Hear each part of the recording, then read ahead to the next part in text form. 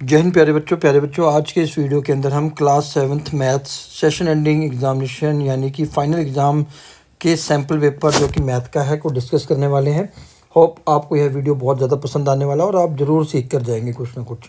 तो आइए शुरू करते हैं आज का यह वीडियो। ठीक है, सबसे पहले आप टाइमिंग देख लीजिए। ठीक है, 2 आवर 30 मिनट्स का टाइम रहता है और मैक्सिमम मार्क्स जो रहते हैं वो 60 रहते हैं। ठीक है, तो जो पहला क्वेश्चन क्या, find the marked angle A. ठीक है, ए एंगल मार्क करना है।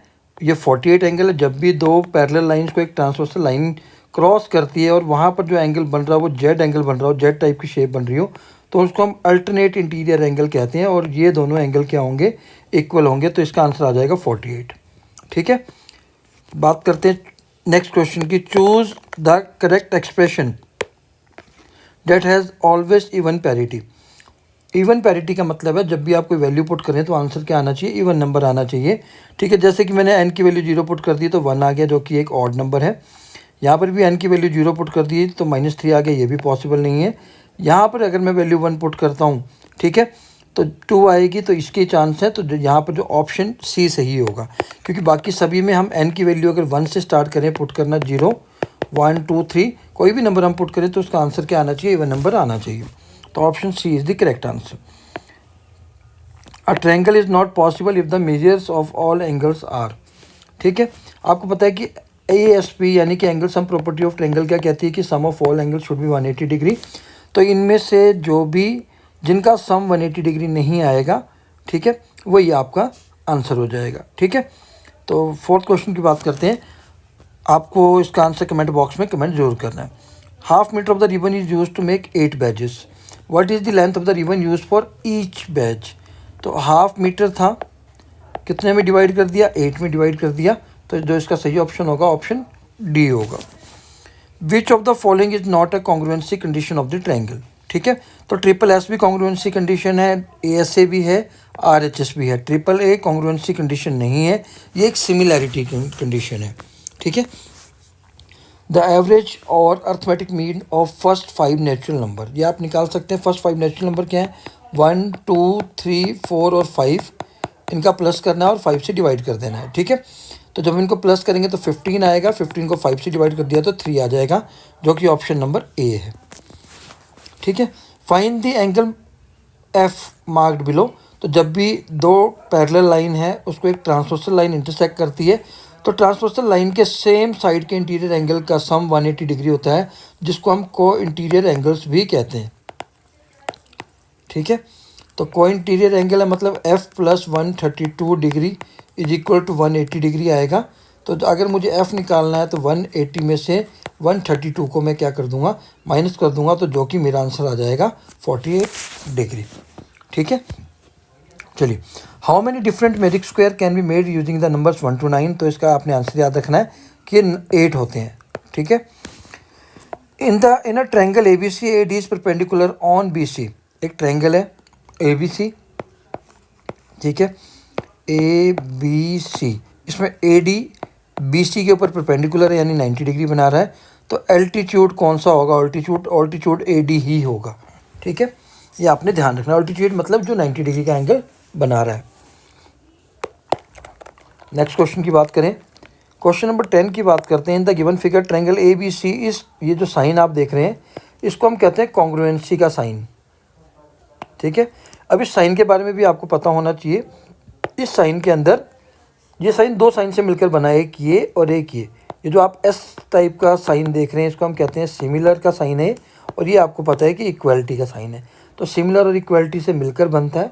ठीक है, सिमिलर का मतलब है कि जो इसकी शेप है वो सेम होगी, और इक्वल का मतलब है जो इसका साइज है वो इक्वल होगा। ठीक है, तो ABC आप जिस सीक्वेंस में इन्होंने ABC दिया है उसी सीक्वेंस में आपने XYZ का नाम लेना है। ठीक है, ABC, तो ट्रायंगल का नाम क्या हो जाएगा, XYZ। क्लियर हो गया। ठीक है, क्लियर, लेकिन चलिए, ठीक, तो इसका सही ऑप्शन क्या होगा आप मुझे कमेंट बॉक्स में बताएंगे।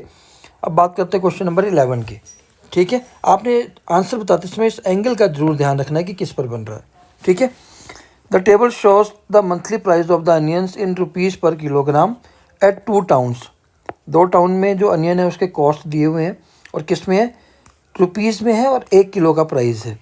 इन्होंने क्या बोला, difference between the highest price of यहाँपुर का हाईएस्ट प्राइस अगर आप देखेंगे तो 59 है और लोएस्ट प्राइस ऑफ वहाँपुर, तो लोएस्ट प्राइस वहाँपुर का अगर हम देखेंगे अभी तक तो 17 है।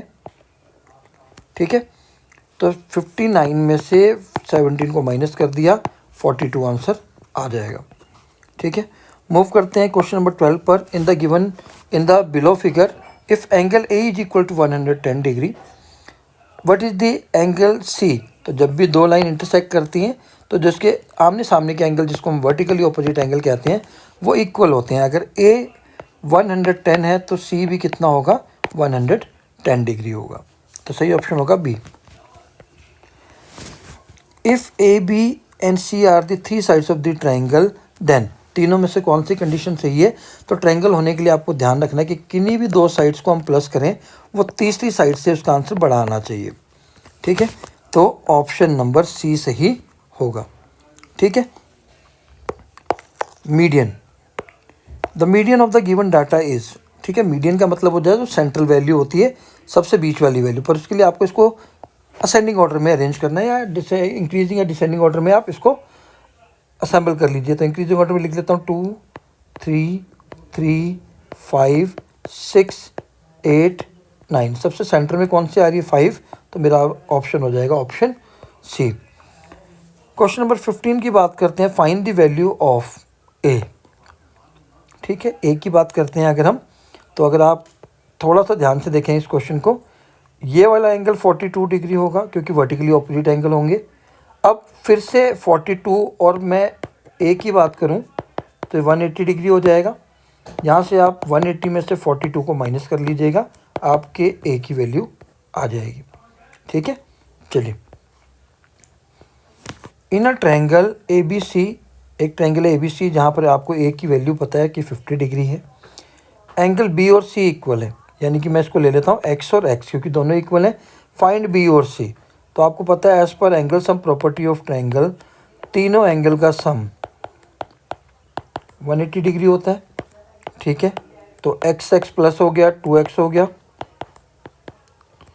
अब 50 को माइनस कर दिया 180 से ले जाकर, कितना आ जाएगा 130, और 2 मल्टीप्लाई में था तो दूसरी साइड जाएगा, तो 130 को 2 से डिवाइड किया तो आ गया 65 डिग्री। तो ये दोनों ही कितने हो जाएंगे, 65 डिग्री। अगर आपको अपना आंसर चेक करना है तो आप तीनों को प्लस कर लीजिए, आपका आंसर 180 डिग्री आना चाहिए। Clear, evaluate. ठीक है, a/2 को डिवाइड करना है 4/15 से, तो आप डिवाइड के साइन को जब भी चेंज करेंगे मल्टीप्लाई में, तो इसके बाद वाली जो फ्रैक्शन है बाद वाला वो रेसिप्रोकल हो जाएगा। मतलब 4/15 को मैं 15/4 लिखूँगा। ठीक है, 4 2 8 और 2 से 2 कैंसिल हो गया, मेरा आंसर आ गया 15।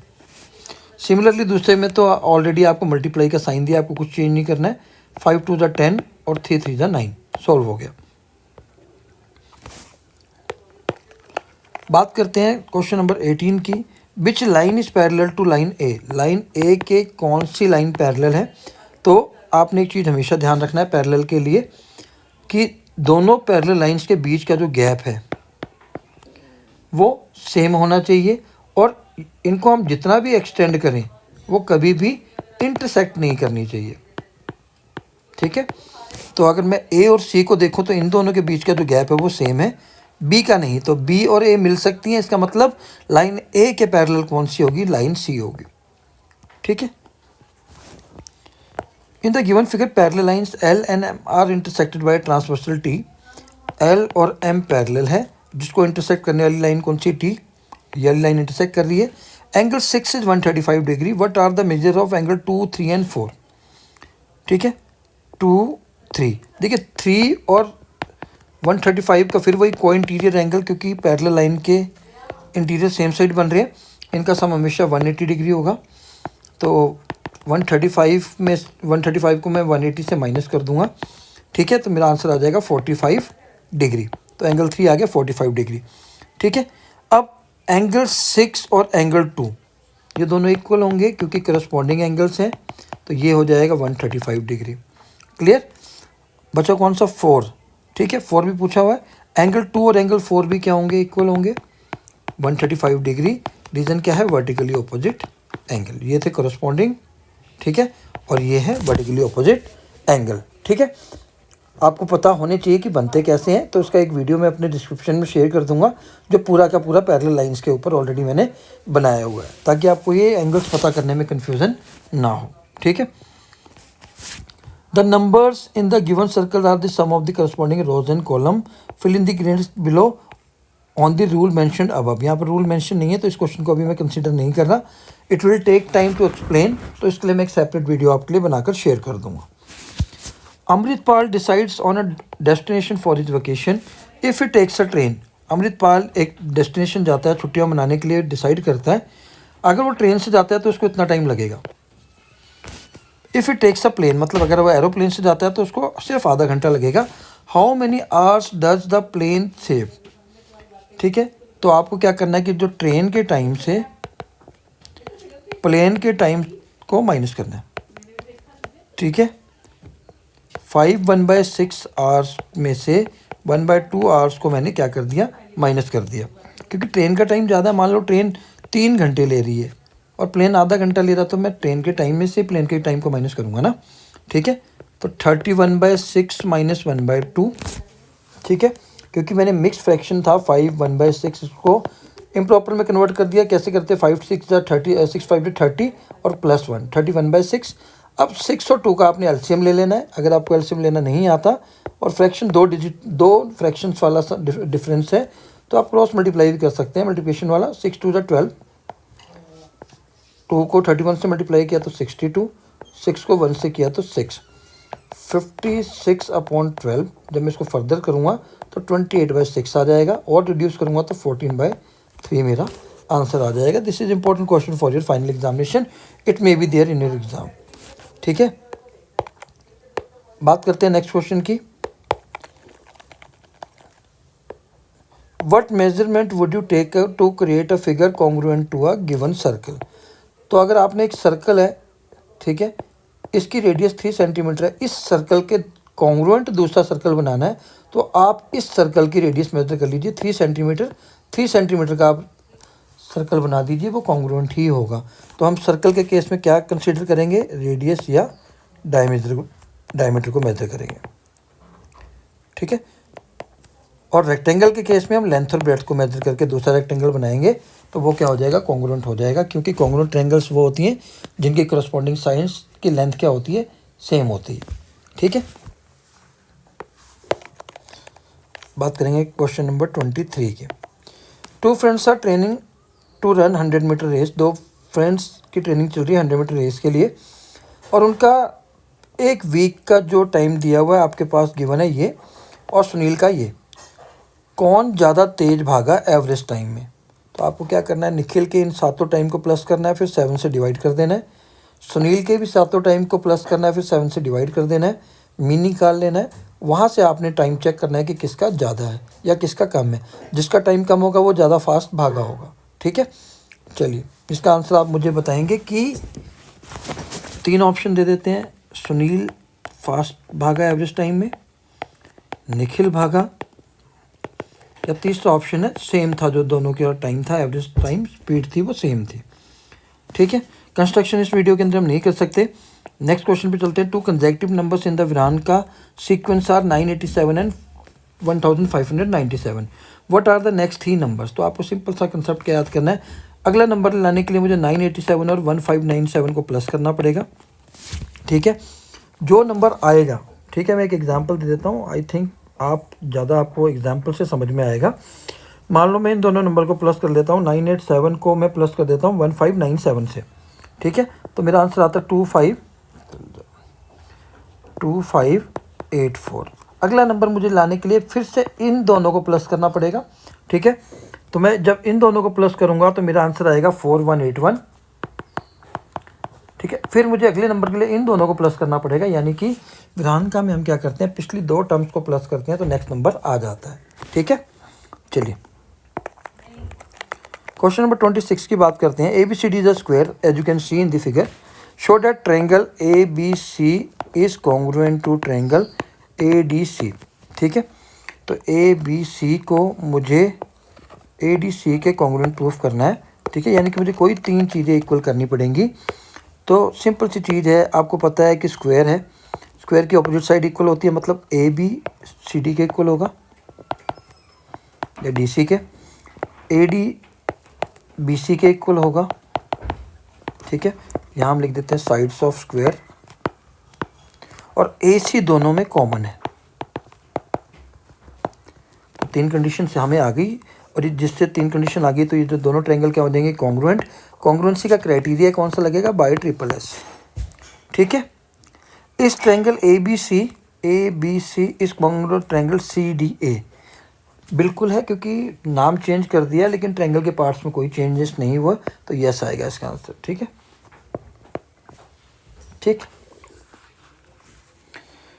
गवर्नमेंट हैज़ टेकन 1/6 ऑफ सोनमोस lands to build a road, ठीक है। गवर्नमेंट ने सोनू के लैंड्स का 1/6 क्या कर लिया, रोड बनाने के लिए ले लिया, ठीक है। तो सबसे पहले हम मान लेते हैं कि जो सोनू के पास लैंड है ना, सोमू के पास सोमोस लैंड टोटल 1 है, ठीक है। ठीक, अब इसमें से गवर्नमेंट ने ले लिया तो रिमेनिंग कितना बचा, टोटल 1 था, इसमें से 1/6 गवर्नमेंट ने ले लिया, एलसीएम ले लिया मैंने 6 -1 यानी कि 5/6 बचा, किसके पास, सोमू के पास, ठीक है। अब बचा 5/6। उसके बाद उन्होंने बोला कि she gives half of the remaining part of the land to her daughter Krishna. Krishna को कितना चला गया, हाफ ऑफ 5/6, ठीक है। ऑफ का मतलब होता है मल्टीप्लाई, तो मल्टीप्लाई कर देते हैं तो 5/12, तो कृष्णा के पास कितना चला गया, 5/12, and 1/3 of it her to son Bora, ठीक है। अब जो स्टार्टिंग का था 5/6, तो बोरा को कितना गया इसका, 1/3 ऑफ 5/6, टोटल 5/6 था ना उसके पास। ऑफ का मतलब मल्टीप्लाई होता है फिर से 5 और 6 3 18, तो बोरा के पास आ गया 5/18। After giving them their share she keeps the remaining land for her self, ठीक है। तो उसके पास कितनी बच गई वो आपको बताना है। रिमेनिंग लैंड सोमू के पास कितना बचा, टोटल हमारे पास था 5/6, ठीक है। इसमें से कौन कौन सा माइनस करना है जो उसने दे दिया, कौन कौन सा दे दिया, 5/12 दे दिया प्लस 5/18, ठीक है। बोरा और कृष्णा वाला, क्योंकि गवर्नमेंट वाला हम पहले ही माइनस कर चुके हैं, 5/6 उसमें से ले रहे हैं। आपने अब इन दोनों का क्या लेना है, एलसीएम लेना है, ठीक है। 5/6 -12 और 18 का आपने एलसीएम लेकर सॉल्व कर लेना, जो भी चीज़ आती है ये आएगा, आपका आंसर आएगा 25/36। फिर इन दोनों को सॉल्व कर लेना है आपने, इसका जो एलसीएम आएगा वो 36 आएगा, ठीक है। और 30 - 25 आ गया, तो आपका फाइनल आंसर आ जाएगा 5/36। ये सोमू के पास बची है, ठीक है। तो आसान सा क्वेश्चन था, कंफ्यूजन में नहीं रहना है। पहले गवर्नमेंट का लैंड माइनस कर दिया 1/6, तो जितना बचा 5/6 बचा था, टोटल 5/6 का हाफ कृष्णा को दे दिया, और 5/6 का 1/3 बोरा को दे दिया। अब सोमू के पास कितना बचा, कृष्णा और बोरा वाला माइनस करने के बाद जो बचेगी लैंड वो सोमू के पास बचेगी, ठीक है। अब बात करते हैं नेक्स्ट क्वेश्चन की तरफ चलते हैं हम। नेक्स्ट क्वेश्चन हमारा क्या कहता है, पढ़ लेते हैं। Write the estimated values for the number of skyscraper in New York. तो आपने यहाँ पर नाम देखने हैं, ठीक है, जैसे कि ये न्यूयॉर्क है, ठीक है। आपने एस्टिमेटेड वैल्यू लिखनी है। आप कैसे एस्टिमेट लगाएंगे, देखिए 250 है और ये 367 है, तो ये इसके एग्जैक्टली सेंटर में आ रहा है, तो अप्रोक्सीमेटली 300 के आसपास होगी, तो आप इसको 300 ले सकते हैं। एस्टिमेट लगानी है, 301 लिख दीजिए, 310 लिख दीजिए, 295 लिख दीजिए, क्योंकि 250 और 367 के एग्जैक्टली बीच में आ रही है, तो 310 भी हो सकती है। How many more scrapers in Dubai than Singapore.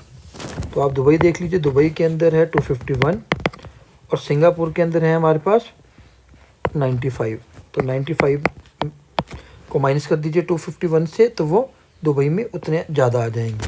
How many cities have more skyscrapers than Mumbai. तो मुंबई देख लीजिए आप, मुंबई कहाँ पर है, मुंबई 86 से ज़्यादा कितनी कंट्रीज की सिटीज़ के अंदर, तो आप काउंटिंग कर लीजिए, ठीक है।